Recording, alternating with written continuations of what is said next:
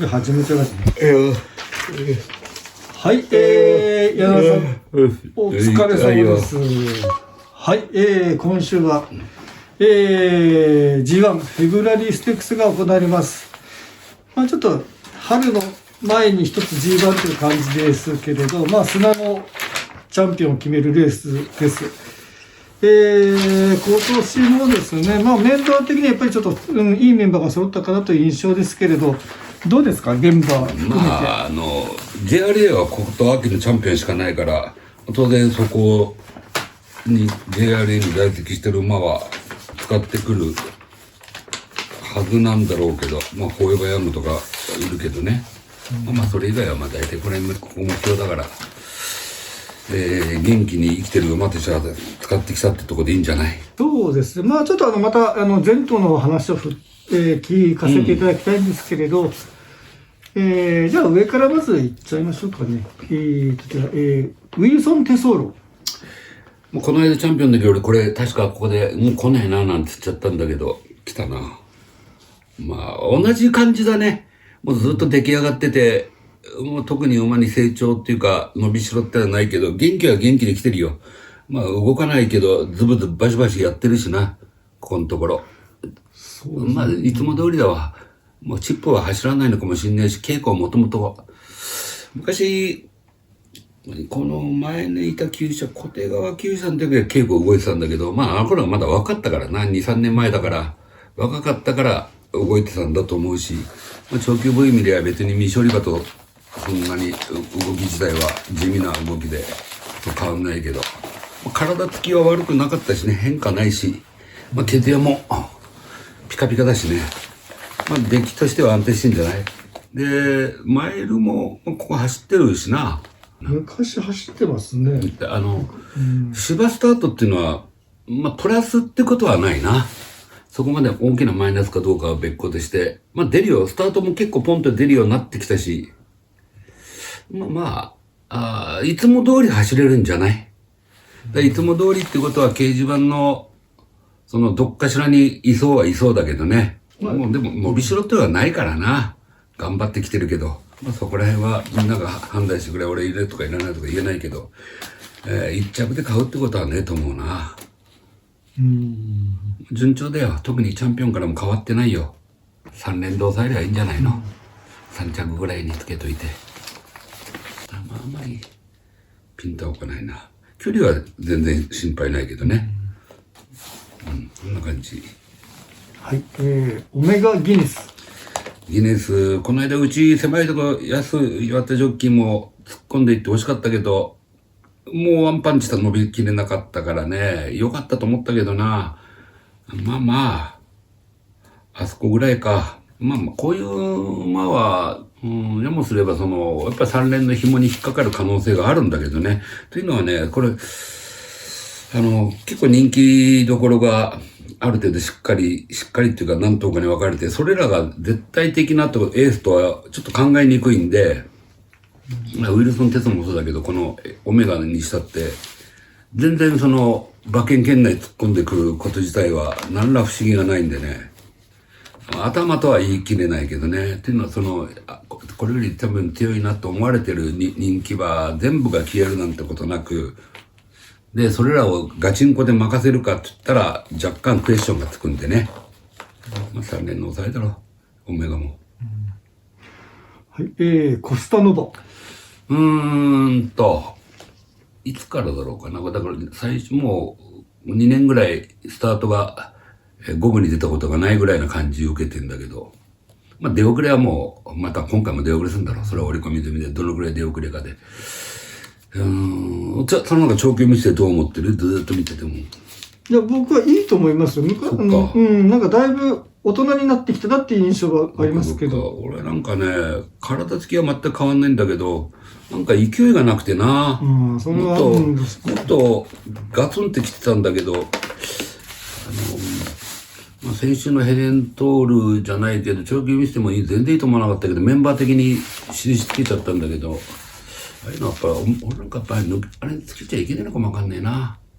だから来週のチェリビニア同じく木村厩舎中山記念だっけ使ってくるんだろうけど、もう長距離見て今日も追った後、馬場出てみたけど、やっぱり今、こういうのつけちゃいけないのかな、俺が悪いと思ったのは。悪いと思ったっていうか、コスタノバが悪いとはもう言わない。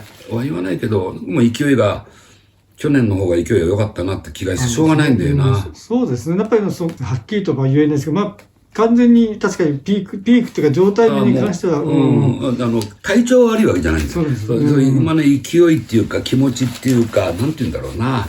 見てて、こっちが馬券買ってくれって向こうから訴えてこない。でね、まあ、それでもって、ドンケツで直線一気だから、ちょっと怖いですよね。これは。でも幸いっていうか、おそらく、馬場はパサパサだろうと思うから、その分差しは決まる傾向にはあるでしょう。まあ、勝ち時計が35秒台、だろうと4秒台出ないかもわかんねえな。おそらくな、出ても4秒後半、まあ、5秒切るかな、切らねえかなっていうところで、ね、だから、これがやっぱり足抜き良かったらね、間に合わないっていうケースがあるけど、まあ流れ一つ、後ろから来てどこまで足を使うか、ヒヤヒヤ、馬券買う人はヒヤヒヤ見ながら、出遅れて、あーと思いつつ直線、どこつくのかルメールがっていうところで、やっぱ枠順にもよるけど、まあ、体勢はまあまあだと思うよ。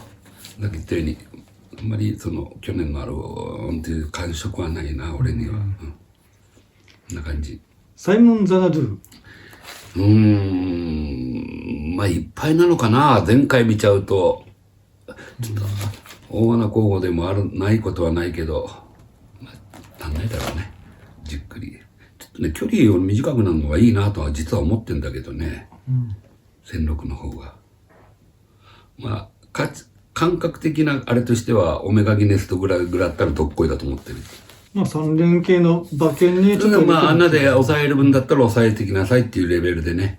こんな感じだ。桜トゥジュール。もういいんだろう。もうちょっとダート使ってみっかっていう、もうそろそろ年齢的にもね、ターフから離れる時期になってきたからちょっと使ってみるんじゃない？はい。サンライズホーク。ホークも、もうな、っていうところでしょう。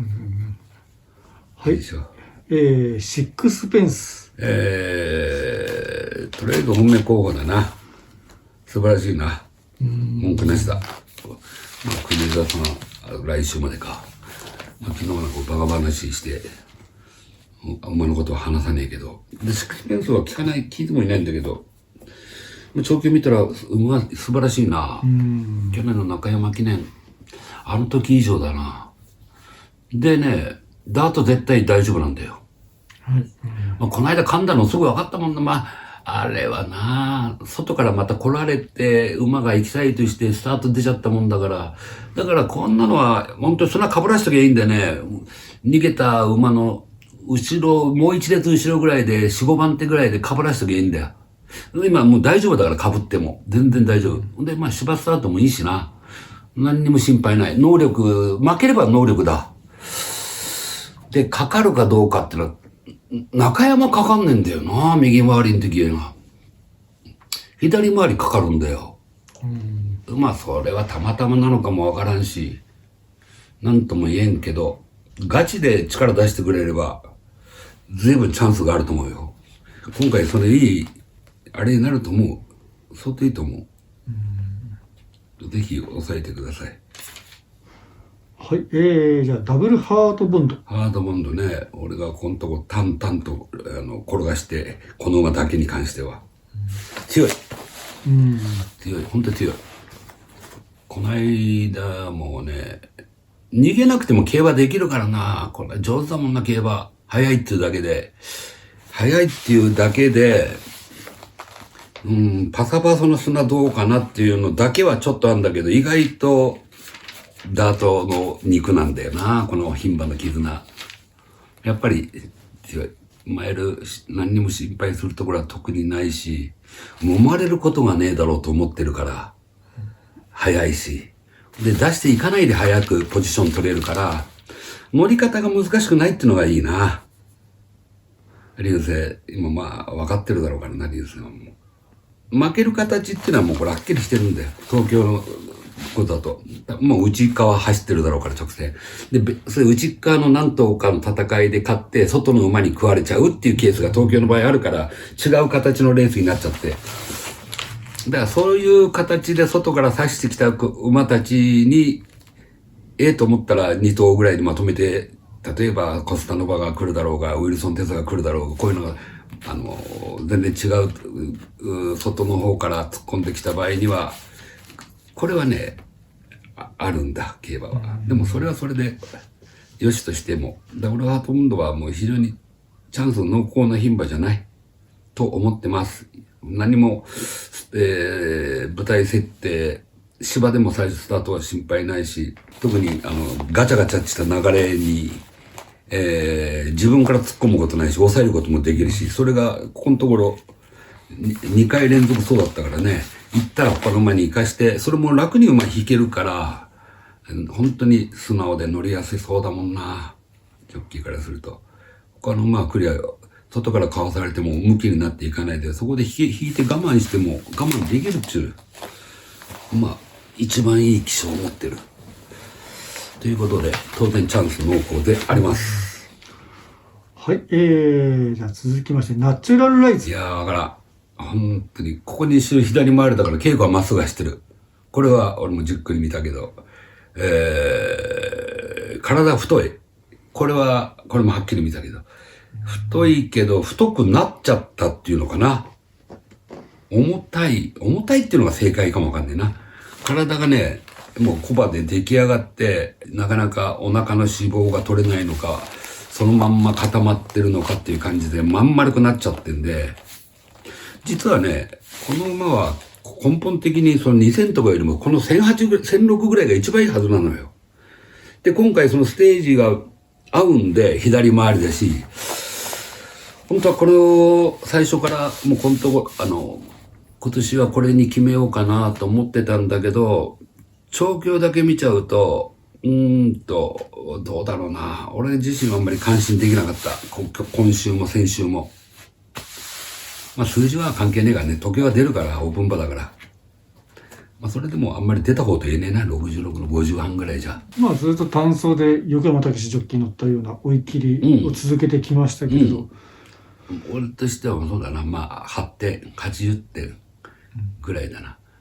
これで、多分悪いのは、俺の感覚でいくと、やっぱりちょっと重たいっていうので、ブリブリやってきてんだけど、これで、今週までもう一回多分土曜日とかなんとか流すと思うんだけど、シャキッとしてくれて、締まるってことはどうだろうな。まあ、ステージが絶妙で合ってると思ってるだけに、軽視はしないけど、シンプルに見てて、そこまでなって感じがないんだよな。勝てる能力はあると思ってる。マイルも OK という。左のマイルっていうのはベストだと思うよ。とりあえず左回りのマイル。これはいいなと思ってたけど。まあスタートも出るし、ポジション取れるしね。粘り強さで我慢っていうところだけど、先に行っちゃったら行っちゃったで、坂井流星のプレッシャーにもあるだろうし、それを跳ねのけられるかっつったらどうだろうな。そんなとこだな。あんまり俺としては100点はあげられない。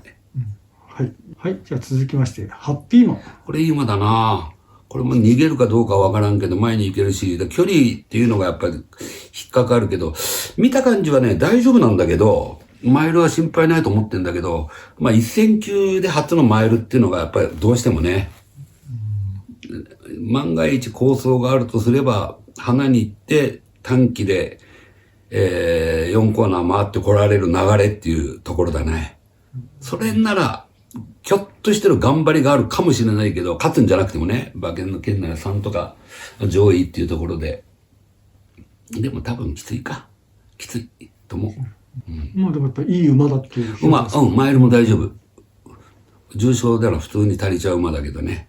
はい。じゃあ続きまして、ブライアン・センス。もう、出来はもう絶好調だな。ずっとそうだけど。まあ、普通のマイルが合うとは思えんし。早い時計にならないっていうのが唯一の救いで、バカっ早い時計じゃもう出る幕ないけど、まあその辺だね。そこまでストンと切れる足ないから、じわじわ上がっていっての馬だからな、差し比べてくるっていう感じじゃないから、まあ舞台は合わないな。はい、続いてペプチドナイル。もうな、今更じゃないだろうというふうに思う。そんな感じだ。はい、続いてペリエール。ペリエールもね、北海道でパンパンって買って非常に調子良くて、で帰ってきたらもう調子良かったんだよ。でもやっぱり大敗だから、もう確実に滞在のそういう平坦の云々っていうのに固まったね。まあまあなかなか厳しいな、このところ。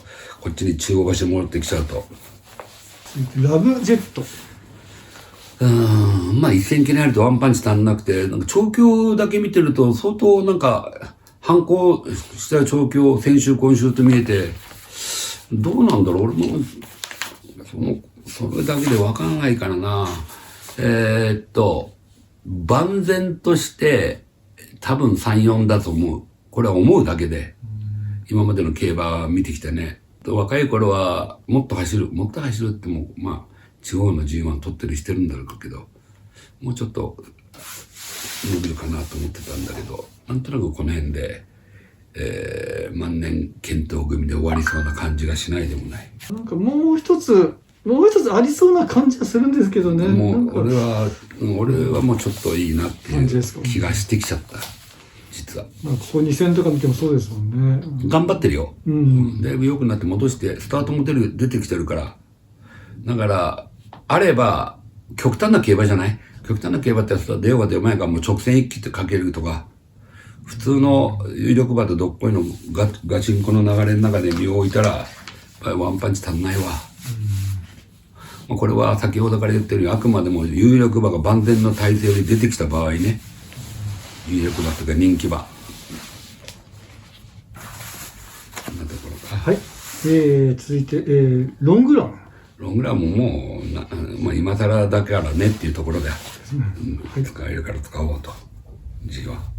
はい。ロードクロンヌ。良くなってきて崩れないね。競馬っぷりも上手になってきてるし、まあようやく強いところ、普通の重賞以外の強いところを戦ってくるから、まあ、若干は厳しいだろうけど、マイル府中っていうのは肌感覚が合うな。まあこういう勢いがあるところに来てるから、取り拳が上位にあった場合には突っ込んできてもいいねっていうところでみんな同じような答えになっちゃったな。まあまあ俺個人的には国枝さんから行きたいなと思ってるけどね。なんとか今話聞いた中でやっぱり国枝球児、まあダブルハートボンドのあたりも有力にして。もうダブルハートボンドは普通に勝って、勝てるだけのレベルにあると思う。まだ展開、まあ馬場次第で。ただ普通に考えてもダブルハートか、ナチュライズ、あとハッピーマンぐらいしか頑張って前に行っちゃおうっていうのがいないんじゃねえかな。そうですね、見た感じ、僕も見てる。ナチュライズはたけしだからまあ花は取ってもいいなと思うけど、流星の場合は取らなくてもいいなだからね。で、ハッピーマンってのがどうなんだろう。行っちゃおうかなんて思えばいけるだろうし、そんなにガチャガチャのペースになるってことはないからな。スローとは言わない。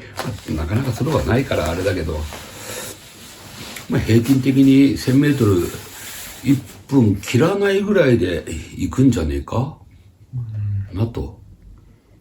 そうですね。だから落ち着きそうな流れですね。その後ろ側にシックスペンスがいるような。その後ろにいるんだけれどね。意外と団子で固まって追い込み決まるんだよな。本当に団子で決まっちゃうと。みんな手応え楽に吸いそうだから。まあ、どうかな。速い馬場だったらそのまま勢いが落ちないでゴールいけるけど、あんまり、G1 でも、どうでもいいやと思っちゃうし、もう個人的には、馬券買わなきゃいいさ。そうです。まあ G1 なんでちょっと参加しようかなっていう方はたくさんいると思う。やめな。無意味だよ。まあ、今の段階ではシックスフェンス本命という感触ですね。本命。そうですね。砂かぶらして、なんかそういうふうにやってほしいよ。綺麗なかっこいい外回ってうんぬんちゅうんじゃなく、泥臭く。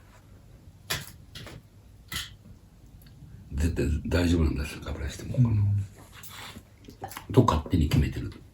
週末は柳長チャンネル。競馬予想は馬三郎。絆いいな。絆の子。なあ、絆。なんか牧場、北海道回ってきたじゃないですか。うん。4、5日行ってきたよ。なんか、いい馬がいたんですいや、よ。いい馬っていうか、まあ、だけど、イクイノックスのことが、なんとね、エフフォーリアが相当良くてな。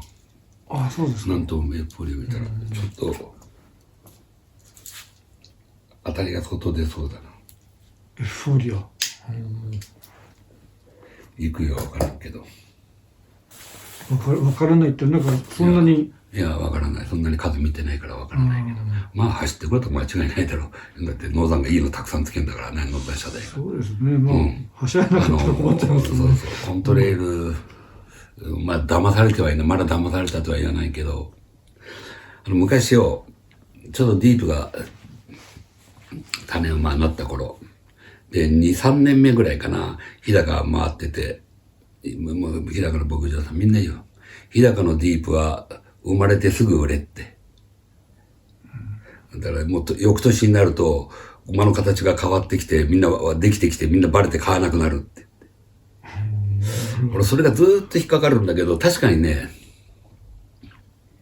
まあ、感覚的にコントレールもそうなのかなっていう気になってしょうがないんだよな。それをなんとか気に入ってた搭載馬、その後の状態っていうのはなんとかその関係者に聞いてみたんだよ。そしたらちょっと変わってきたっていう話は聞いてるんだよ。変わってくると、変わったままそういう方向に行っちゃうんですかね。いや、わからん。これね、これはね、いろいろ言うけど、生まれて2週間が本当の姿だって、そこで見極めなくちゃいけないってわかるわけね。俺も今年の搭載とか見てきたけど、だからまあ昔、それこそ国原さんじゃないけど、昔国原的に分かるって聞いたら分かるわけねえじゃねえかよ。分かった。なんか伊藤裕二さんって関西の調教師、あの人は分かったらしいぞって言うけど、藤沢さんなんか分かるかも分かんないけど、まあ、分からねえんだよな、結局。分からねえから世界中みんなやって、これ買ってうんぬんかんぬんやって、こういう商売になるっていうか、そういうのなるんだけど、分かるわけねえよな。まあ、形も何もできてないトヨタ見て、いいなっていう漠然にいいなだから。ですよね。これはいいんじゃねえかって、確かにねってそこまでだから、で、これは良くねえなってね、良くないなっていうのは当たるんでみんな。良くないなっていうのは、これは当たる。いいなが、外れるっていうのは多いわ。いいなと思ってても。でもそこで悪いなって、これはダメだなっていうのさえ覚えちゃえば、競りでもこんな馬買わなくてもいいねんなって常々思うような馬が、やっぱ売れるっていうのがすごいよな、馬は。競馬馬券もバカみたいに売れてるし、馬もバカみたいに売れてるし。コントレールも、ちょっと嫌なところ見つかったって多いんだけどな。やっぱり施設の形が年取ってきて、最初見てないと、生まれて1、2週間して見てないと、その後ごまかされるからって、昔から言われるんだけど、見たってわからねえんだよ、生まれて1、2週間なんて。よう見て何がいいのか。まあ分かったらこんなことやってねえや。なんだとこだな。今週あれがいいよな。鬼厩舎結構。ファイアグランドで重賞使ってるからね。これ以外は。まあ人気だけどな。三材のダートのカフェだろ。カフェはいいですね。それと、桜、ファレルか。休み明けのセントライト以来、桜なんとか。これは鉄板だわ。鉄板だわってあんま強気なこと。まあ、勝つわ。で、俺実はね、ここで、ダートの一生クラスのエコロを使ってるじゃん。エコロって。はい。で、これ、この間、雪の時に最終レースかなんかにどっかで組んでて中止になったんだよな。はいはい。で、あの時マイルだったんだよ。で、マイルでも、絶対マイルは長いなと思いつつ本命にして、馬券はその日、それだけ買う予定でいたんだよ、実は。で、運よく悪いけど、まあ雪で中止、今度1004じゃん。はい。で、これ、中山の千里で勝ったのかな。でも1002の馬じゃないんだよ。速くないんだよ。持続力で勝負するタイプで、1002の速さの馬ではないんで、ただ1006は長いけど、あの時買いたいなとどうしても思ってたからあれだけど、で、1004で多分人気は堀喰者の中で抜けてないから、あとのアルカディアとその桜は、もうがっつり人気になるんだけど、桜は俺は結構自信ある。アルカディアよりも桜の方が自信あるんだよ。本当ですか。桜はもう勝つよ。もうどんどん良くなるわ。でもデビューが遅くて、中距で下ろしてここで言っといてよ。他に下ろした2頭が勝ち上がってな、これが負けて。そうでしたね、そう、これだけ2着があった。あと2つ落としたやつは、下ろしたやつは勝って、相性悪いなと思ったけど、でもあの頃の体の緩さっていうのがもうなくなったもんな。重賞取るよ。うん、この馬に関しては。うん。非常に素晴らしい馬だ。バランス的にも何的にも。アルカディアカフェ、あと、桜、ファレル。あれ使えたかな。西織のマイネル手塚厩舎のところ。あれがちょっと変えたかったな。ちょっと冷やかしで抑えてくれればいいや。マイネルトレマーズですね。おお、そういう名前だ。東京の土曜日、東京3レース。1006。はい、津村ジョッキーで。よし、じゃあ1006、3レース。はい。じゃあ朝遅刻してそのレースから行こう。すごい。大きく走る飛ぶ馬だからね、速さはないからな。いいんじゃない今のその技。合ってそうだ。あと、何も調べてないから調べなかったけど、東京マイルで扱ってんのか。はい。大丈夫だ。じゃあ。朝早起きして、もし買われる方は。時間も時間になったんで、じゃあ今日はここまでにしましょうか。面白なかったな。来週は中山記念だな。なんか楽しみだなと思ってたけど、想定のメンバー見せてもらったら、そんな大したことねえんだよな。なんか準備してる馬が多そうに見えるんですけど、頭数はいるんじゃないですか？いや、頭数もね、まあ増えていくかもわかんないけど、なんか、10頭ぐらいで、チェルビニアが一番人気になるとか、そんなレベルになっちゃう。レーベンスティールか。レーベンよくなってきたな。これは良くなってきたな、レーベンスティールは。あとはセイムハーディっていうのが関西で。あとは、っていう、ちょっと名前からして、一枚うちのメンバーで、もう中山記念みんな使っちゃうよっていろいろ会う調教師に言ってんだけども、随分儲かるとってトスも少ねえし、メンバーもそれほど大した変わりじゃねえぞって、G2 の高い賞金の割には。で、来週もちょっと楽しみですね。まあ、今週はフェブラリーステークスなんで。まあ、フェブラリーどうやっていいよな。皆さん、馬サブロと新聞ですとか、コンビニプリントでぜひ。国田先生、最後の最後で。そうですね、国田先生、応援したいですね、これも。そうか、最後の G1。ちょっと、それ絵になりすぎちゃうから負けときいいんだけどね。勝っちゃったらちょっとあれですもんね。まあいいやな。アロンゾロットも負けてるしな。期待してるのみんな負けてるし。そうですね、ちょっと、でもやっぱ JRA の高さんの引退調教師のインタビューっていう見ると、やっぱりうるってきちゃいますよね。出てこないよ。そうですか。この後も引退してからもなんか付き合いがありそうだしよ。めんどくせえなと思って。はい。じゃあ今日はここまでにします。はい。お疲れ様でした。これはいただきます。何もないけど。いただきます。今週もご視聴いただきありがとうございました。今回は G1 フェブラリーステークスの馬体ジャッジでした。いかがでしたでしょうか？そして今週の馬三郎には、私がやっていた G1 コラムがないので勝手に予想をしたいと思います。本命はダブルハートボンドです。やはりチャンピオンズカップの走りを見てしまうとこの馬を外すことは絶対にできないなと思いました。チャンピオンズカップを優勝した直後も世界流星騎手が牝馬で勝つなんて本当にすごい馬だわというふうに話していて、東京の1600だと初め芝を走んなきゃいけないところなどちょっと心配要素はありますが、この馬なら絶対やれると思っています。崩れることはないだろうなというふうに感じています。そしてやはり対抗はウィルソン・テソーロですね。この馬2頭、さっき話したダブルハードボンドとウィルソン・テソールが力を抜けているのではないかなと思います。そして紐をどうするかという話なんですけれども、やはり、ラムジェットと私大穴でサクラトゥジュールに行きたいなと思っています。なんでサクラトゥジュールにしたのかというと、9歳で初ダートっていうのはかなりちょっとチャレンジングだなというふうに思ってはいるんですけれども、過去の芝も走っていてフェブラリーステークスで構想した馬っていうのはガイアフォースとかソダシとかだと思うんですけれども、この馬たちどちらも東京の芝1600ですごくいい成績を残していたので、この馬にも当てはまるんじゃないかなっていうふうに思っています。それとキングジョッキーもありだと思うというふうにお話をしていて、本当にこれは穴馬として面白い存在だなというふうに思っているので、ちょっとここに一発かけてみたいなと思います。ということで私の予想をお送りしました。ぜひ今週も馬サブローをチェックしてみてください。よろしくお願いいたします。